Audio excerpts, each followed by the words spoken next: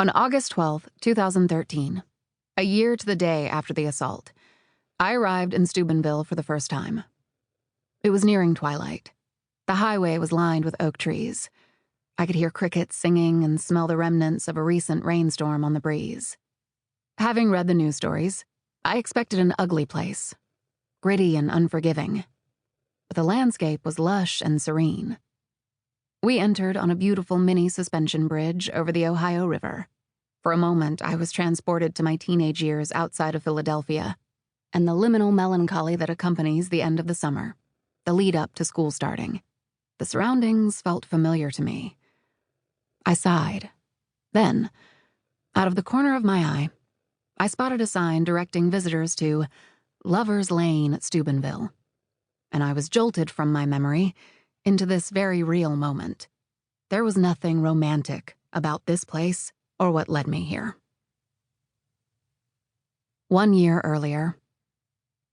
Death Valley, roll, red, roll! A packed crowd roared Steubenville High School's Big Red rally cry. Coach Reno Sakach called a play. The squad huddled behind the line of scrimmage. They fell into formation and charged. A crush of bodies leaned in from the stands. Students, teachers, townspeople, and parents. So many parents. Moms with slashes of dark lip liner and frosted highlights pumped fists in the air, then yanked up their low-rise jeans.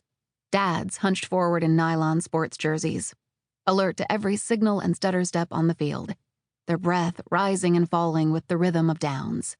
Go Big Red! Roll, Red, roll! There was a sense of something riding on this game, above and beyond a few casual bets.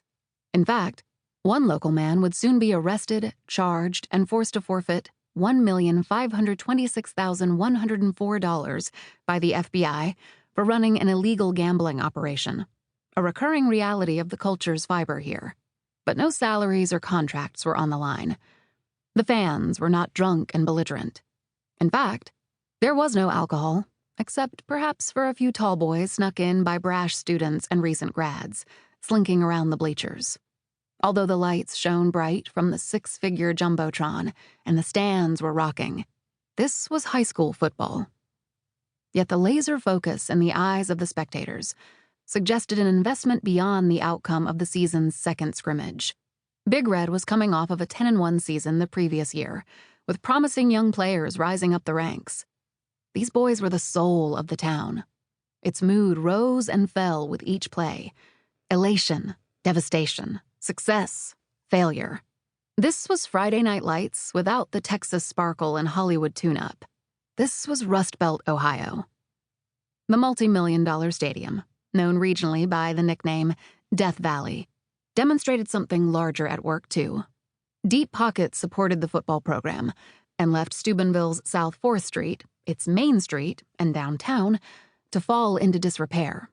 Originally completed in 1930 for $45,000, Harding Stadium, its official name, enjoyed regular upgrades. In 1948, the Big Red Booster Club improved the lighting system. In 1966, they expanded capacity from 4,800 to 10,000 seats. In 1977, even as the town's economy began to falter, this became the first Ohio high school stadium to have mic'd referees. In the 1980s, there was a notable lull as Steubenville felt the full brunt of the steel mills closing and unemployment rose.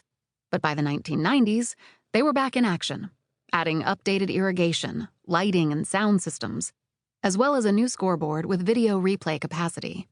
The aughts saw almost yearly renovations, including the addition of their new Daktronics video board. This year, in 2012, they had just laid down new elevated AstroTurf and upgraded the lighting again. The unpolished but state-of-the-art facilities boasted an extensive weight room, cryo tanks, and massage tables. On top of the jumbotron reared a giant, fire-breathing horse called Man-O-War, first erected in 1970.